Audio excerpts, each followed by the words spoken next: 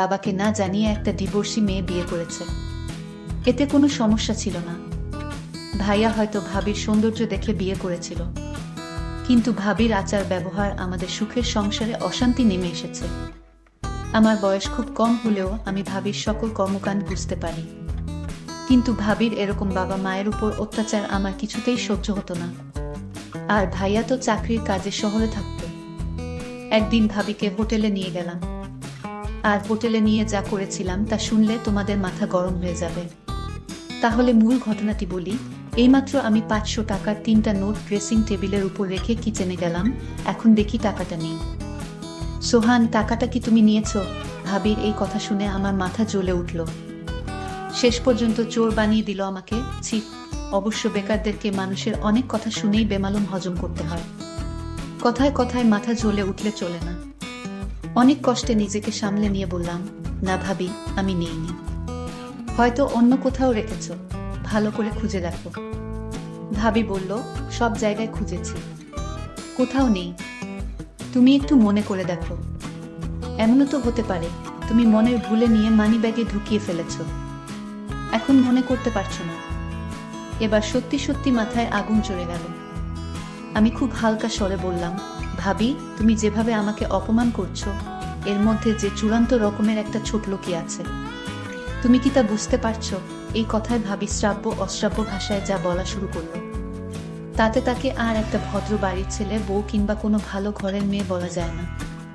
এক পর্যায়ে সে বলেই ফেলল, ধামরা একটা ছেলে বছরের পর বছর ভাইয়ের ঘাড়ে বসে বসে হাতির মতো গিলছে, 4 পয়সা ইনকামের মুরদ নেই, সে কি না আমাকে বলে ছোট লোক। আমি বারবার এদিক ওদিক তাকাচ্ছি, যেন মা এইসব কথা কোনোভাবে শুনতে না পায়। এমনিতেই সে স্ট্রোকের রোগী, কোনোভাবেই উত্তেজিত হতে পারে, এমন কিছু শুনতে দেয়া যাবে না তাকে। এরপর আর কোনো কথা জোগালো না আমার মুখে। নিঃশব্দে বাড়ি থেকে বের হয়ে গেলাম। বেলা বাজে 10টা 56। রোদ তেতে উঠেছে। আষাঢ় মাস, অথচ বৃষ্টির নামগন্ধও নেই। রোদের তাপে যেন রাস্তার পিচ গলে স্যান্ডেলে লেগে যাচ্ছে। এখন কোথায় যাব আমি? লকডাউনের ভেতর কারো বাড়ি যাওয়া যাবে না। আমাদের বাড়িটা চাঁদপুর শেরশাহ সুরি রোডে। এখান থেকে হেঁটে হেঁটে রেসিডেন্সিয়াল কলেজের পাশ দিয়ে চন্দ্রিমা উদ্যানে চলে যাওয়া যায়। বসার জন্য খুব নিরিবিলি একটা জায়গা। আমার একটা নিরিবিলি জায়গায় এখন সবচেয়ে বেশি দরকার। খুব কঠিন একটা সিদ্ধান্ত আমাকে নিতে হবে, এবং সেটা আজই, এখনই। একটা ভবনের পেছন দিকে লেকের পাড়ে নিরিবিলি একটা জায়গা দেখে বসে পড়লাম। সংসারের হিসাবটা কিছুতেই আর মিলছে না। অল্প কিছু দিনের ভেতর সবকিছু কেমন এলোমেলো হয়ে গেল। অথচ আমাদের সংসারটা ছিল ছবির মতো সুন্দর, গোছানো, পরিপাটি। সেই ছবির রং ঝাপসা হতে শুরু করলো এক সময়। বাবা মারা গেল প্রায় 5 মাস হতে চলল। এরপর থেকে সেই ছবির শুধু ফ্রেমটাই রয়ে গেল, বাদবাকি সব হারিয়ে গেল কোথায় যেন। এই তো সেদিনের কথা, আমরা 2 ভাই আর বাবা মা মিলে একসাথে ক্যারাম খেলেছি। বাবা একটু সময় বের করতে পারলেই ফুরুত করে ঘুরতে গিয়েছে আমাদেরকে। বাড়িটা সারাক্ষণ হাসি আর আড্ডায় গমগম করত। আর আজকের অবস্থা দেখলে নিজেই অবাক হই। মনে হয় আদৌ এইটা আমাদের বাড়ি। ভাইয়া পড়ালেখা শেষ করার পর 19 সালের জুলাই মাসে একটা মাল্টি ন্যাশনাল কোম্পানিতে উচ্চ পদে চাকরি নিল। ভালো বেতন, মতিঝিলে অফিস। এর মাস খানিকের মাথায় কাউকে কিছু না জানিয়ে হুট করে এক সন্ধ্যায় ভাবিকে নিয়ে উপস্থিত। তারা নাকি গোপনে কাজী অফিসে গিয়ে বিয়ে করেছে। ভাবির বাড়ি কুমিল্লার বরুড়ায়। ফেসবুকে পরিচয়, সেখান থেকে প্রেম, আর তারপর বিয়ে। ভাবির এর আগেও একটা বিয়ে ছিল, সে পর আমার ভাইয়ার সাথে তার পরিচয়। আমরা সবাই খুব আপসেট হলাম এই ঘটনায়। ভাইয়ার মতো একটা চমৎকার গোছালো এবং দায়িত্বশীল ছেলে কাউকে কিছু না জানিয়ে এভাবে বিয়ে করে ফেলবে, এটা মানাই যায় না। আর তাছাড়া আমাদের বাড়িতে যদি অমতো করার মতো কেউ থাকতো তাহলে ভিন্ন কথা ছিল। আমরা 2 ভাই মোটামুটি বড় হলে বাবা মা আমাদেরকে খুব পরিষ্কারভাবে বুঝিয়ে বলেছে যে জীবনে চলার পথে কাউকে ভালো লাগতেই পারে, এটা খুবই স্বাভাবিক। এমন কিছু হলে অবশ্যই যেন সবার আগে বাড়িতে শেয়ার করি। আজ পর্যন্ত আমাদের 2 ভাইয়ের কোনো যৌক্তিক কাজে বাবা মা বাধা দেয়নি, বরং সব সময় উৎসাহ দিয়ে এসেছে। সেখানে ভাইয়ার কাছ থেকে এটা কেউই আশা করেনি। এই ব্যাপারটা নিয়ে বাবাই সবচেয়ে বেশি আপসেট হয়ে পড়ল। মা তাকে বোঝাতে চেষ্টা করলো যে রাব্বি যদি মেয়েটাকে নিয়ে সুখী হতে পারে তাহলে আমাদের আর আপত্তি করে লাভ কি, যা হওয়ার তা তো হয়েই গেছে। আর তাছাড়া দুইজনের সম্মতিতেই বিয়েটা হয়েছে, দুজনই ম্যাচিউর, সুতরাং এখন স্বাভাবিকভাবে ব্যাপারটা মেনে নেওয়াই সব দিক দিয়ে ভালো। ভাবির আগের বিয়ে নিয়ে বাবা মা কেউই কোনো কথা তোলেনি এই পর্যন্ত। ডিভোর্স একটা মেয়ের জীবনের খুব দুর্বল একটা জায়গা। সুযোগ বুঝে এই জায়গায় খোঁচা দেয়া কোনো ভালো মানুষের কাজ না। মা শুধু ভাইয়াকে আড়ালে ডেকে নিয়ে সেই রাতে বলেছিল, রাব্বি, তোর বাবার মনে এত বড় দুঃখ দিলি, তার কত পরিকল্পনা তোর বিয়ে নিয়ে। খুব ধুমধাম করে বড় ছেলের বিয়ে দিবে, আনন্দ ফুর্তি করবে। মানুষটা খুব কষ্ট পেয়েছে রে, স্রেফ এইটুকুই। অবশ্য ভাইয়া সেই রাতে মাফ চেয়েছিল বাবা মার কাছে। তারপরও বাবা কেমন চুপচাপ হয়ে গেল।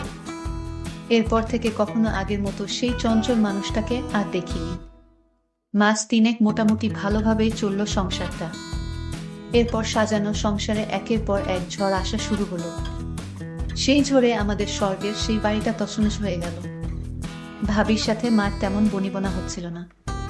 একটা পর্যায়ে সংসারের শান্তির জন্য মা সবকিছু ভাবিকে বুঝিয়ে দিয়ে অবসর নিলেন। তবুও শান্তি এলো না।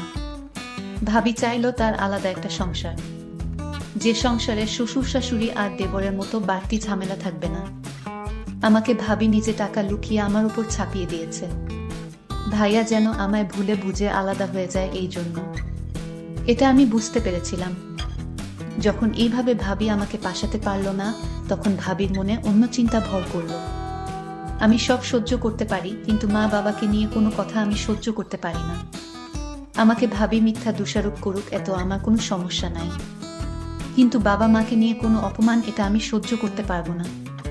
কিভাবে আমাকে ভাইয়ার চোখে খারাপ বানানো যায়, এই সুযোগ ভাবি সবসময় খুঁজত। কিন্তু আমি তো আর বোকা না যে ভাবির মতলব আমি বুঝি না। বয়সটা হয়তো কম হতে পারে। ভাবি বাবার সাথে তেমন ভালোভাবে কথা বলতো না।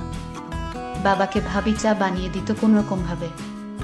এতে বাবা মুখ বুঝে সব সহ্য করত, ভাবিকে কোনো কিছুই বলতো না। আমি শুধু চেয়ে দেখতাম।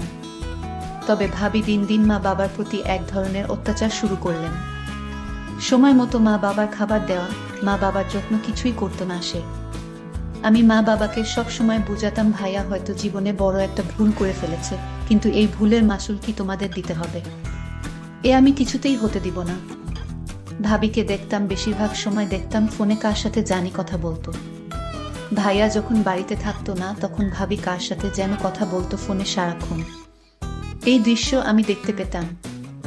একদিন আমি দেয়ালের ওপাশ থেকে শুনতে পেলাম ভাবি ফোনে বলল, কাল আমার স্বামী বাসায় থাকবে না, তুমি একটু আমার সাথে দেখা করো, জরুরি কথা ছিল। ভাবির এসব কথা শুনে আমি চমকে উঠি। তার মানে ভাইয়াকে এভাবে ভাবি ফাঁকি দিয়ে চলেছে, আর ভাইয়া কিছুই বুঝতেছে না। কিন্তু ভাইয়ার মতো আমি এতটা বোকা না যে আমার চোখ ফাঁকি দিয়ে থাকবে। আমি এরপর থেকে ভাবিকে চোখে চোখে রাখি। কখন কি করে কার সাথে কথা বলে সবকিছুর খবর আমি রাখি। অন্য একদিন ভাবি ফোনে বলল, কাল কিন্তু তোমার আসতেই হবে। আমি এই দিন বাড়ি থেকে এক পাও নড়লাম না। আমি আজ দেখব ভাবির ঘরে কে আসে। আমি অপেক্ষায় রইলাম লোকটিকে দেখার জন্য। রাত যখন 10টা বাজে, তখন দেখতে পেলাম ভাবির রুমে একটি ছেলেকে ঢুকতে। ছেলেটি ভাবিকে বলছে, তুমি কেন এখানে পড়ে আছো? ভাবি তখন বলল, আরে কিছুদিন আছি এখানে, আমার স্বামীর কাছ থেকে সিগনেচারটা নিতে পারলেই সকল সম্পত্তি আমাদের হয়ে যাবে। আমরা এই বাড়িটি বিক্রি করে অন্য কোথাও একটা বাড়ি রাখবো, আর আমরা সুখে জীবন যাপন করব। ছেলেটি বলল, কখন করবে? আর কিছুদিন ধৈর্য ধরো প্লিজ, আমি একটা সুযোগ খুঁজতেছি। তারপর তারা দুজন দেখলাম ঘনিষ্ঠ হতে লাগলো। আমি জানালার পাকা দিয়ে তা ভিডিও করে ফেলি। এখন কোথায় যাবে ভাবি? তুমি তো আমার হাতে ধরা। তোমার সমস্ত প্ল্যান আমি মোবাইল দিয়ে রেকর্ড করেছি ভাবি। এখন আমি তোমাকে যে কি করব তা তুমি কল্পনাও করতে পারবে না ভাবি। সামনে তোমার খারাপ সময় আসছে ভাবি। তোমার এরকম প্ল্যান আমার আর বুঝতে বাকি নাই। আমি তোমাকে এমন করে ছাড়বো, তুমি তা সারা জীবনও ভুলতে পারবে না। তারপর দিন ভাইয়া বাড়িতে আসলো। ভাইয়া ভাবির জন্য নতুন শাড়ি নিয়ে এসেছে। ভাবি তখন খুশি হয়ে বলল, তুমি হাত মুখ ধুয়ে আসো, আমি তোমার জন্য খাবার রেডি করছি। তারপর ভাইয়া খেতে বসলো। ভাবি তখন ভাইয়াকে জিজ্ঞেস করলো, আচ্ছা আমরা যে বিয়ে করেছিলাম তার জন্য কাজী বলেছে একটা তোমার সই এর বাকি ছিল, আর সেই সইটা তোমার করতে হবে। ভাইয়া বলল, আমি এই সপ্তাহ কাজের চাপে আছি, আমি 1 সপ্তাহ অফিসের কাজে চট্টগ্রাম যেতে হবে, তারপর দেখি আমি সইটা দিয়ে দিব, আমি এখন খুব বিজি। ভাবি বলল, আচ্ছা ঠিক আছে, তাহলে এই সপ্তাহ বাড়িতে এসে মনে করে সইটা দিয়ে দিতে হবে। ভাইয়া পরদিন সকালে চলে গেল। আমি ভাবির রুমে গেলাম। ভাবিকে জিজ্ঞেস করলাম, ভাবি তোমার দিনকাল কেমন কাটছে? ভাবি বলল, ভালোই তো, কিন্তু তুমি একটা চুলটা তুমি ভুলে যেও না। আমি বলেছিলাম, ভাবি তুমি কেন আমায় মিথ্যা অপমান করছো? আমাকে তোমার সহ্য হয় না সেটা তুমি মুখে বলে দিতে পারো, তাহলে কেন শুধু শুধু আমাকে মিথ্যা অপবাদ দিচ্ছ ভাবি? ভাবি তখন রাগান্বিত হয়ে বলল, তুমি এখন আমার রুম থেকে যাও। আমি বললাম, ভাবি তুমি যে আমায় চোর বলেছ, মনে রেখো ভাবিকে যে আসল চোরটা তুমি খুব শীঘ্রই জানতে পারবে। ভাবি আমার কথা শুনে কিছুটা অবাক হয়ে গেল।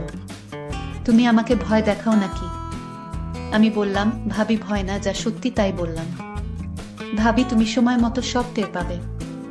ভাবি মনে মনে চিন্তা করতে লাগলো, আমার দেবর কি আমার সব প্ল্যানের কথা কি জেনে গেছে নাকি? না, সে জানবে কি করে? আমার তো প্ল্যানটা একমাত্র ও ছাড়া একটা পাখি পর্যন্ত জানে না, তাহলে সে জানবে কি করে? পরের দিন ভাবিকে দেখলাম মোবাইল ফোন দিয়ে ওই ছেলেটির সাথে চ্যাট করছে। আমি ভাবির মেসেঞ্জারে ভাবির প্ল্যান করা ভিডিওটা ভাবির মেসেঞ্জারে পাঠালাম। ভাবি ভিডিওটা দেখে চমকে উঠল, আরে এ তো দেখি আমার সমস্ত প্ল্যান করার ভিডিও। এই ভিডিও দেবর কিভাবে পেল? আর সে কোথায় এই ভিডিও পেল? আমার ভিডিওটা দেখে মাথা গরম হয়ে গেল। আমি সাথে সাথে আমার দেবরকে ডাক দিলাম। দেখলাম দেবর তার ঘরে শুয়ে মোবাইলে চ্যাট করছে। আমি বলল, সুহান, এই সুহান। আমার দেবরের নাম সোহান। আমি তাকে ডাক দিলাম, সে আমার ডাক শুনেও না শোনার ভান করল। আমি 3টা ডাক দিলাম জোরে জোরে। সোহান তখন বলল, আরে ভাবি আপনি এত রাতে কি হয়েছে? ভাবি কোনো সমস্যা? ভাবি বলল, তুমি জেনেও না জানার ভান করছো কেন? আমি বললাম, ভাবি তুমি কি পাগল হয়ে গেছো? আমি কি জানি? আমি কিছু জানি না। আর তুমি কিসের কথা বলছো? ভাবি তখন বলল, তুমি এই ভিডিও কোথায় পেলে? আরে আমি এই ভিডিও, তুমি যার সাথে সম্পদ চুরি করে যার সাথে পালিয়ে যাবার প্ল্যান করছিলে সেই আমাকে এই ভিডিও দিয়েছে ভাবি। ভাবি আমার কথাটা বিশ্বাস করতে পারল না মনে হয়। ভাবি বলল, এ হতে পারে না। আমি বললাম, ভাবি তোমার প্ল্যান করা সমস্ত ভিডিও আমার কাছে আছে। আমি এই ভিডিও ভাইয়াকে দেখাবো, তারপর থানায় গিয়ে মামলা করব। তোমাকে সারা জীবন জেলে থাকতে হবে ভাবি। ভাবি সুন্দর মুখখানা শুকিয়ে গেল আমার কথা শুনে। ভাবি দেখলাম অনেক ভয় পেল। তারপর আমায় ভাবি বলল, সোহান আমি ভুল করেছি, প্লিজ তুমি এই ভিডিওটা ডিলিট করে দাও। আমি বলেছিলাম, না ভাবি তুমি যে প্ল্যান করেছিলা সেটা যদি আমি সময় মতো না জানতাম তাহলে আমাদের তুমি রাস্তার ফকির বানিয়ে ছাড়তে। ভাইয়াকে বোকা ভেবেছ তুমি, কিন্তু আমি বোকা না।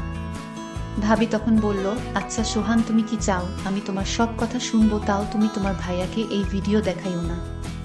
আমি বললাম, ঠিক আছে আমি ভিডিও দেখাবো না, তবে আমি যা বলি তাই তোমার শুনতে হবে। ভাবি বলল, ঠিক আছে আমি তোমার সব কথাই শুনবো। আমি তোমার মা বাবার সাথে ভালো আচরণ করব।